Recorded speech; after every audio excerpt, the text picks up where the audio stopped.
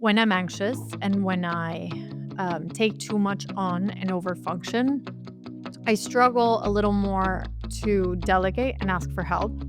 Mhm. So I get into an overfunctioning position where I'm thinking like speed and go fast, fast, fast without really paying attention to, again, how can my relationships be a resource to me? How can I find help?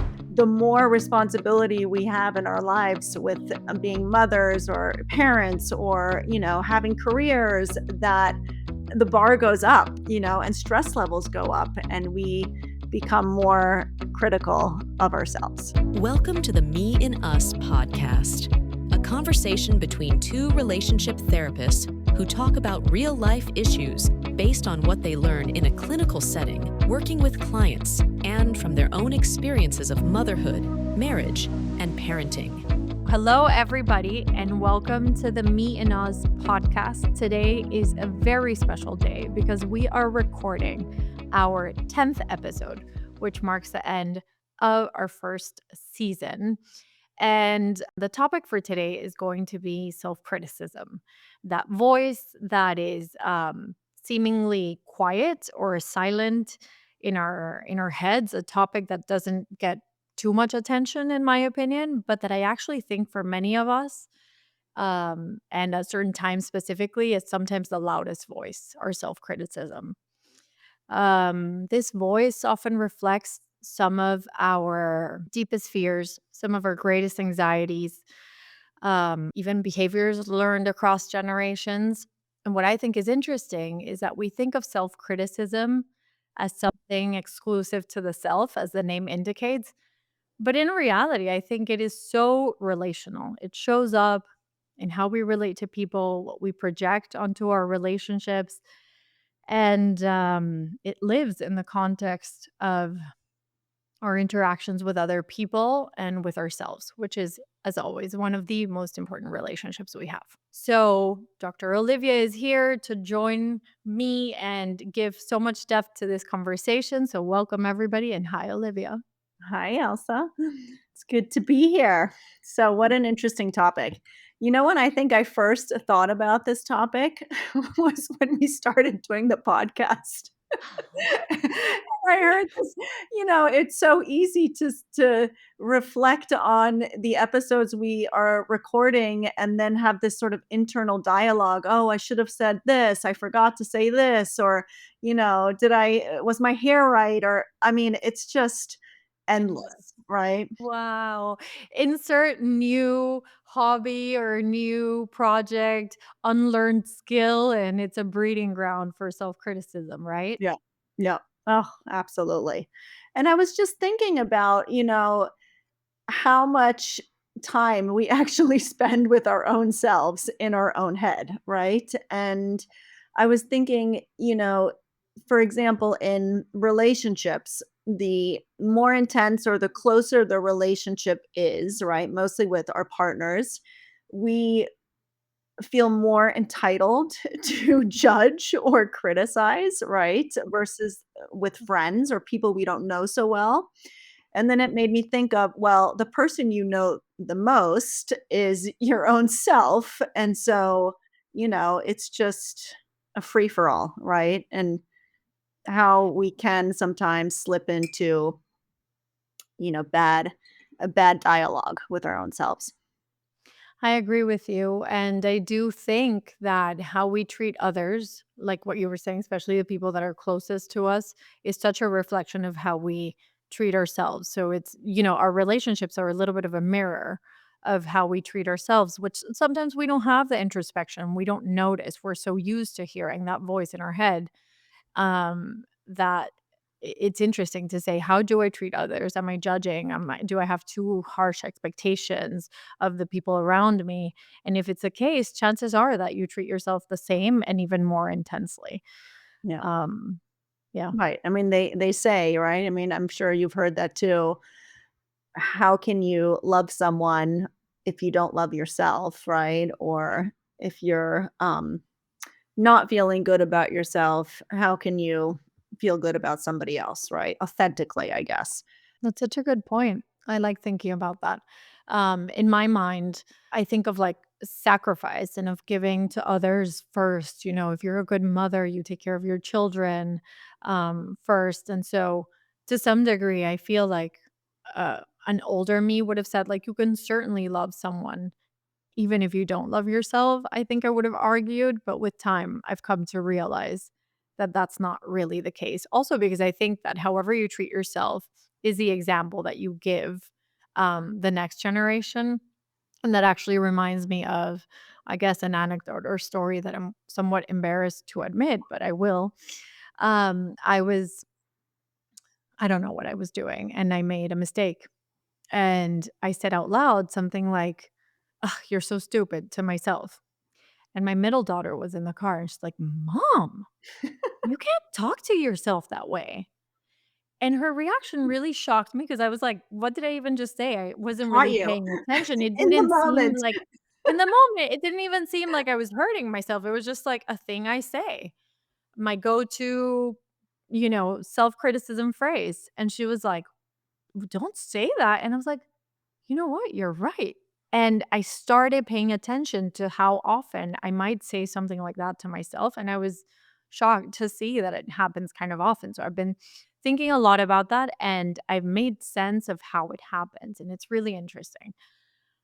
I don't like making mistakes. Some people grow up in an environment where mistakes are appreciated and seen as like a learning opportunity. I don't think that was the case for me. I think I put a lot of effort into avoiding and preventing mistakes. So when I do, it's like, how could you? Inherently, like a lot of effort is going to go into trying to avoid them. And I think that Well, that's a possibility.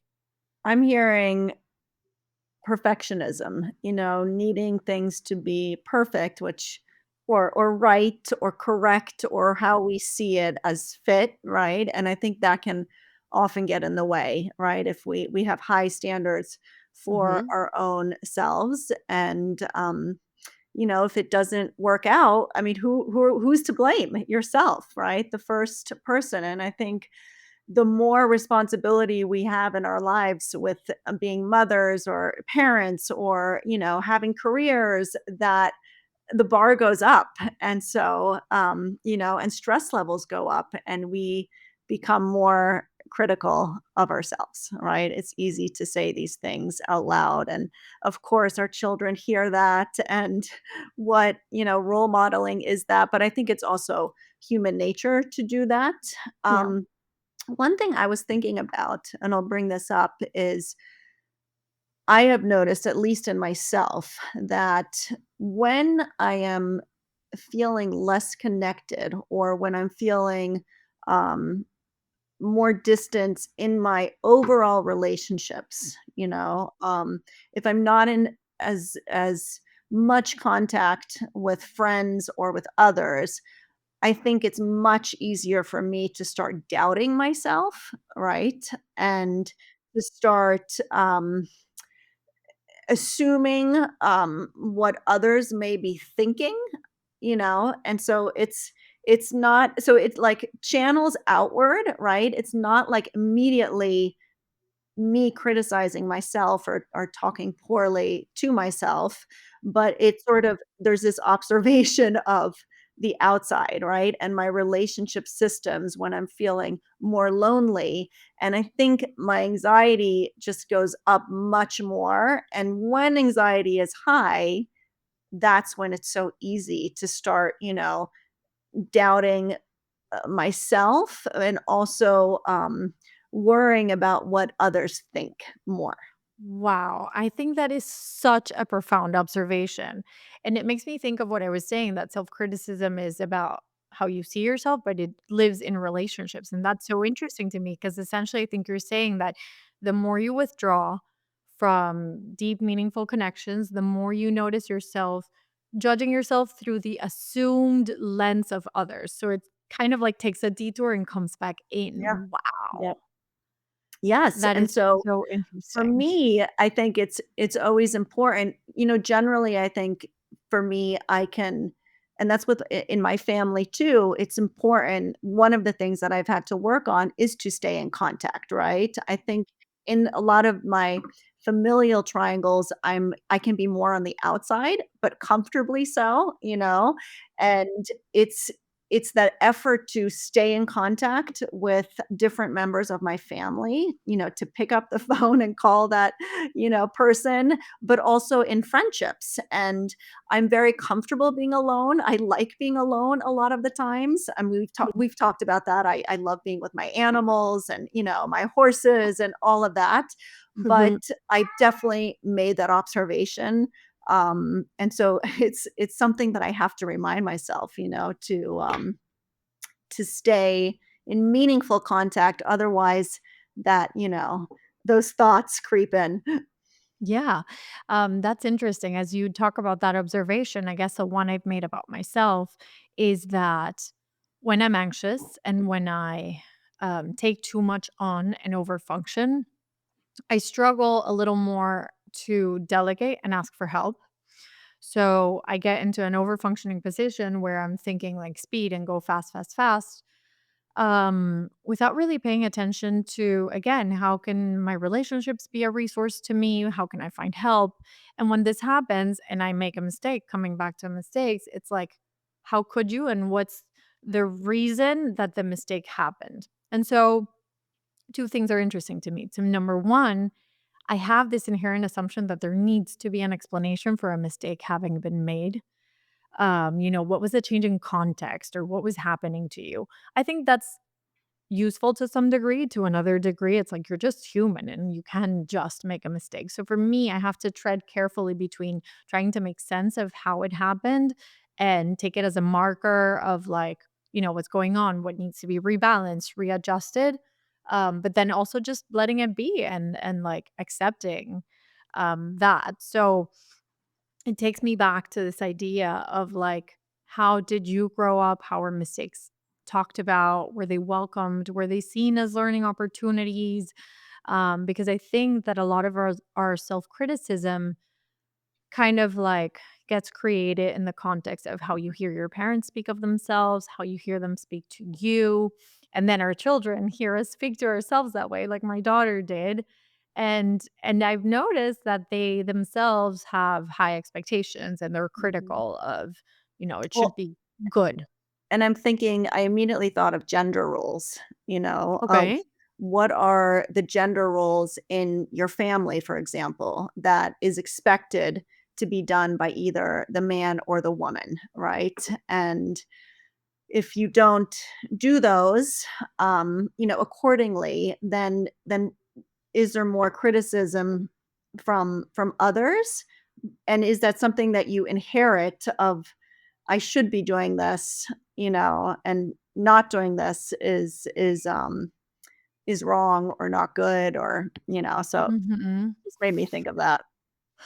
Yeah, that's interesting. Like if you're constrained and the lens through which you see yourself and criticize yourself is influenced by, like, expectations of being a woman or being a man. Yeah, like for example, oh, I should be the one to keep the house tidy. I should be serving beautiful meals every night, right? And I should be reading books with my children at night. And where does that come Mhm. from? Is that Yeah.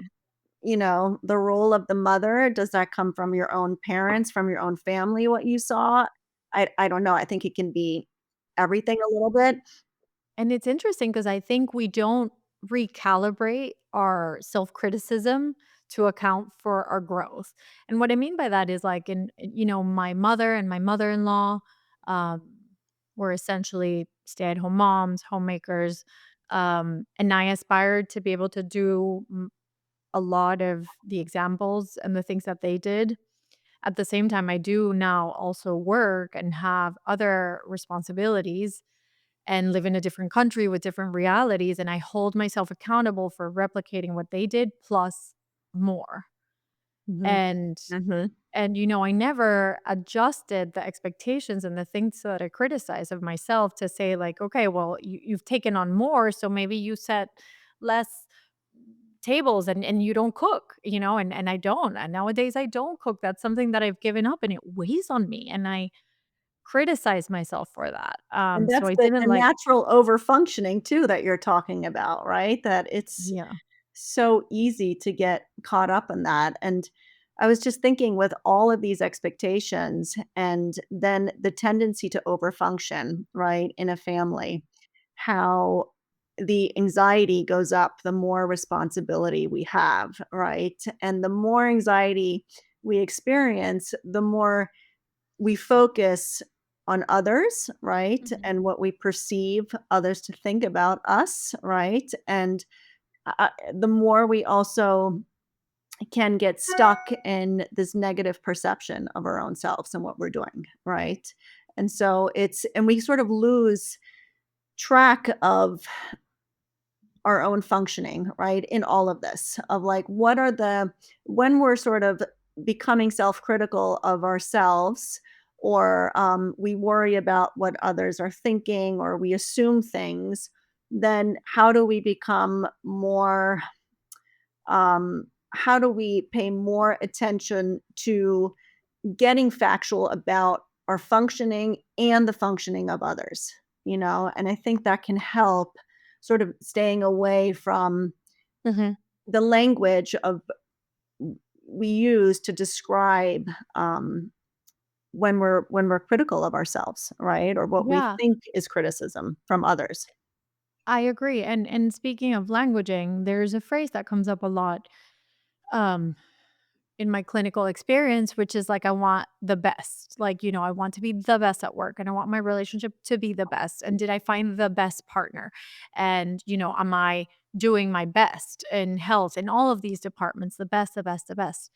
And what I keep thinking about and talking to my clients, it's like, what's the difference between being the best, which by the way, I think is so subjective, but like being the best according to like general standards and metrics versus trying your best. And I think that if we adjust to trying your best, it's one way to get closer to what you were saying. Like, what are the facts of functioning? Like, taking into account who you are, the responsibilities you have, your relationships, your circumstances, um, your essence. Like, what is possible for you? And if you start setting goals and working towards things that are congruent with your wants, your needs, your challenges, and you try your best, I think we're better set up for success than trying to be the best and constantly falling short of like these cultural external Absolutely. metrics. Yep. Such an interesting thing that you're saying.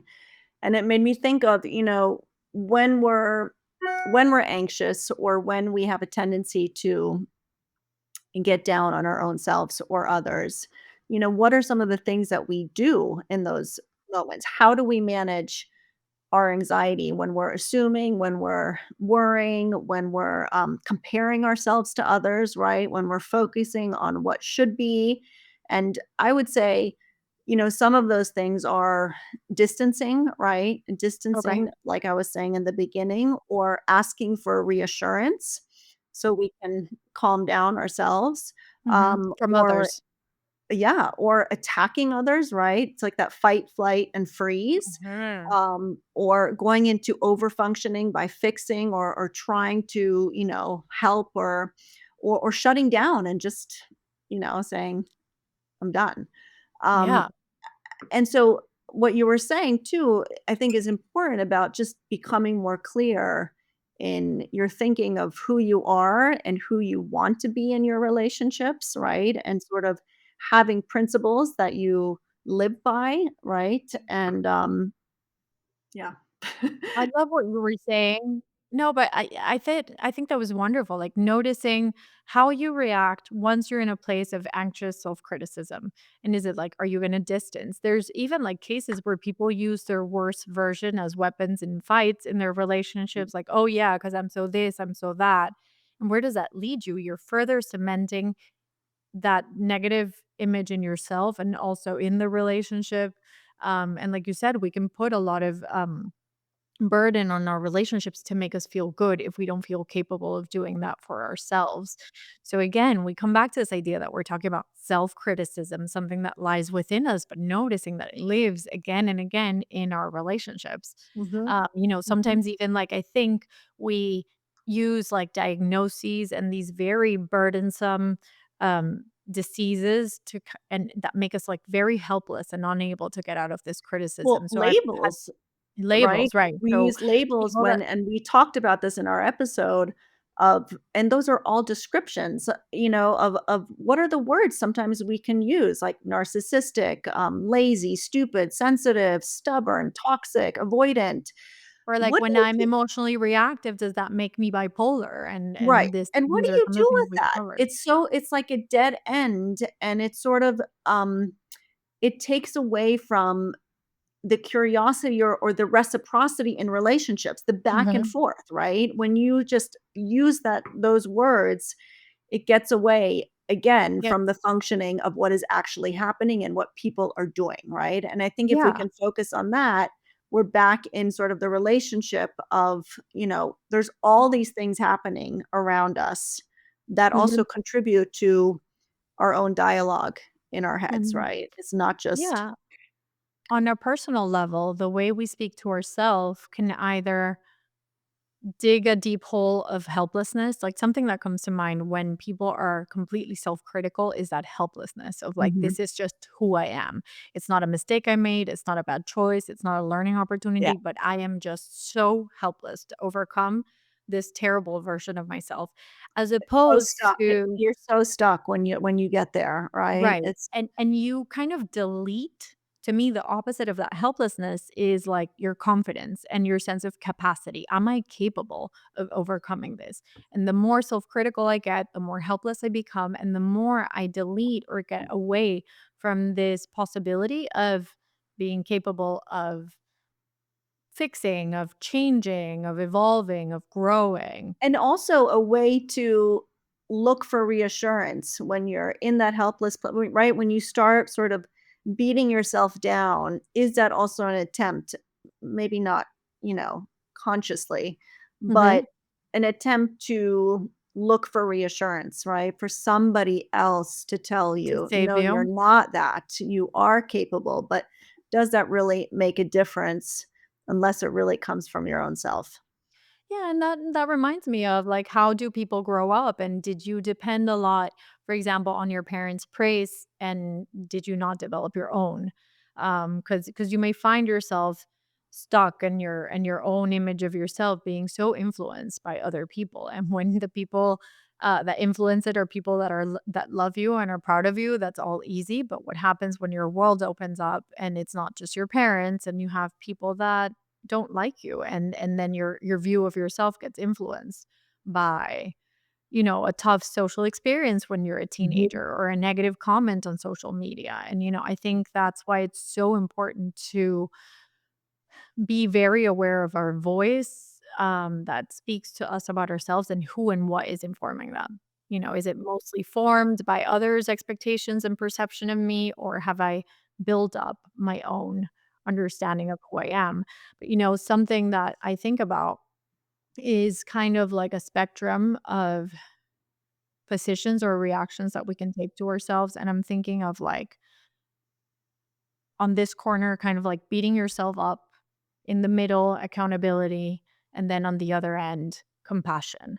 And it's like when I'm not doing well, when I've made a mistake, when I am struggling, do I beat myself further down into this hole of helplessness? Or do I then shift a little bit more to like accountability? What did I do? How did I get myself in this position? What role did I play? What would I do differently? Because I do think accountability is not self criticism. It is a very important part of growing. And people sometimes think like I either like love myself unconditionally or criticize myself unconditionally. And it's like, no, you kind of have to move past the beating yourself up into accountability. And sometimes you just really need to give yourself compassion.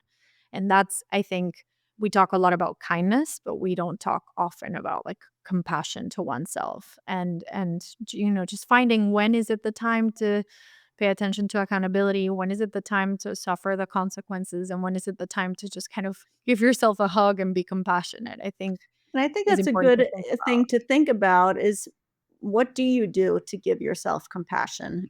Just Mhm. to ask yourself that question. How do you show that to yourself? And not to others, but to yourself. To What is it yourself, that you absolutely. do for yourself in those moments, right? And what do you do when you need to show accountability, or take responsibility? What is it that you do then?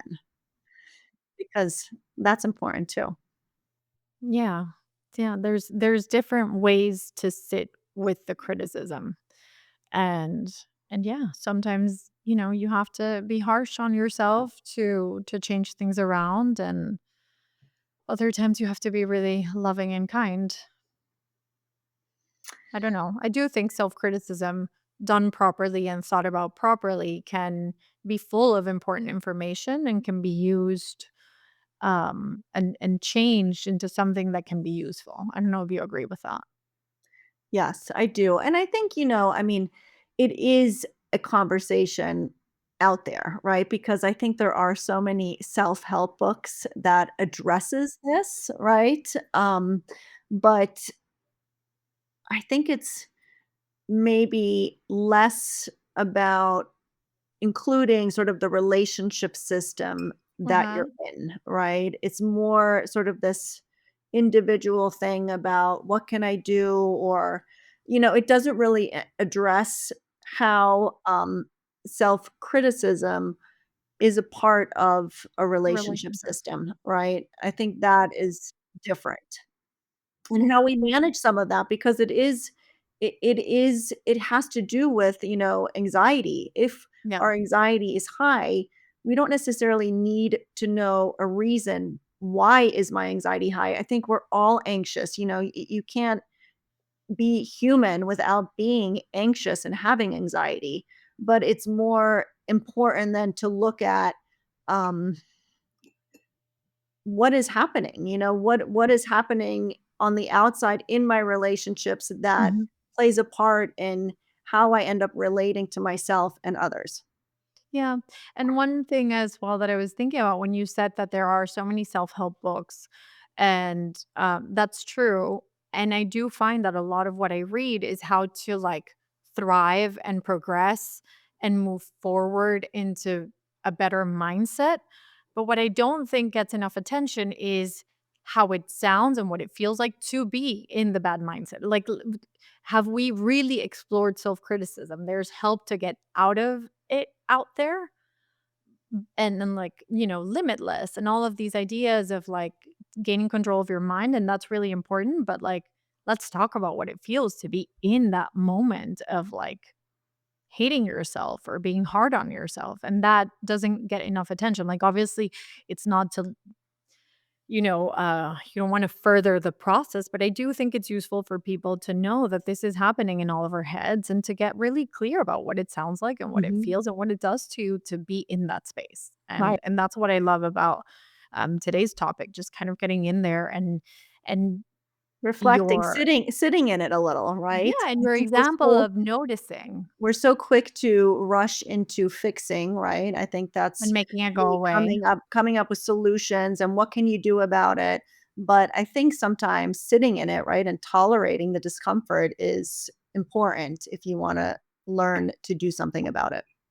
And for starters, even like admitting that this is something that you struggle with, even, I mean, and when I say you, I meant more me. Like, this is something that happens all the time in my mind, even though I'm a therapist, even though I have tools, even though I help people overcome precisely the same thing. Like, this is just such an intrinsic part of human nature. So important to remember.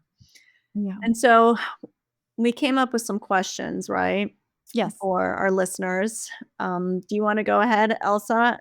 Sure. I will start. So, my first question is, what is your go to self criticism phrase? So, if you don't know, listen out for it. Once you figure it out, write it down, say it out loud, and notice if it hurts. Kind of what happened with my daughter. Like I didn't think it hurt, but then I heard it, and I was like, wow, yeah, that's not nice. And then rephrase it. So if your go-to phrase is like, "Ah, I'm so dumb," um, it's more like maybe something along the lines of like, oh, I guess I'm struggling with this. um, I'll figure out how to do it better next time. Or like, this is something I don't yet know how to do. I will learn. So kind of like take your self-criticism phrase and turn it into a growth opportunity. What a great exercise to do, right? And Mm. to Do you remember. know do you know what your go-to self-criticism phrase is, or nothing comes to mind? I think similar to what you were saying. I'm so stupid or, "Oh gosh," or yeah, just some curse word that I'll use against myself. Mm, But typically, yes, something that, I I set out to do in a certain way and then didn't, right? okay. And I'm a classic overfunctioner myself, and the expectations can be high, and so, something that, yes, I continuously work on. Okay. So, yeah. Okay. I feel like we need an underfunctioner here to talk to us and tell us what their phrases, what their We're go-to phrase is. recruiting underfunctioners. Would you can we find some?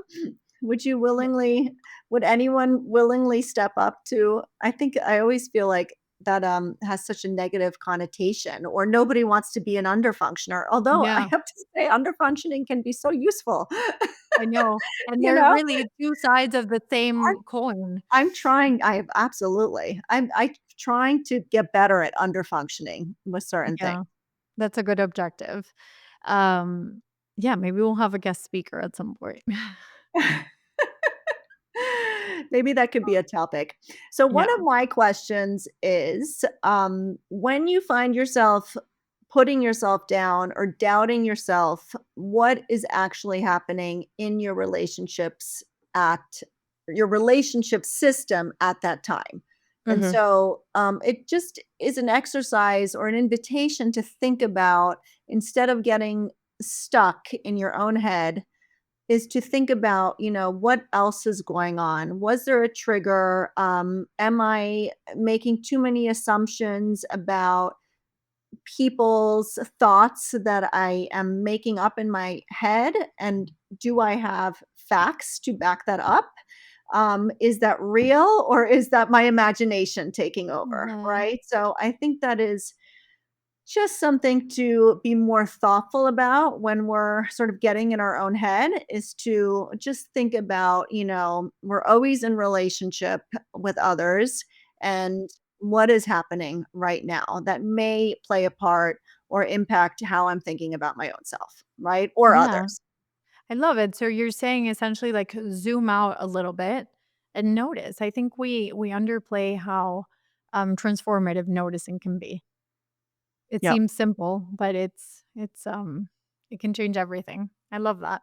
Yeah. Um my next question is, what are the markers of a self-critical person, specifically you?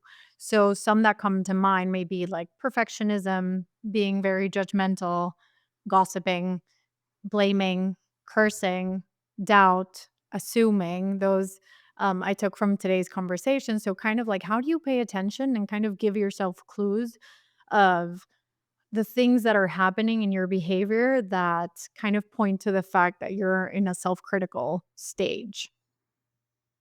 Great question. Okay. So my last one is, when you are self critical, how could you change what you say into a description of your functioning? And what I mean with that is,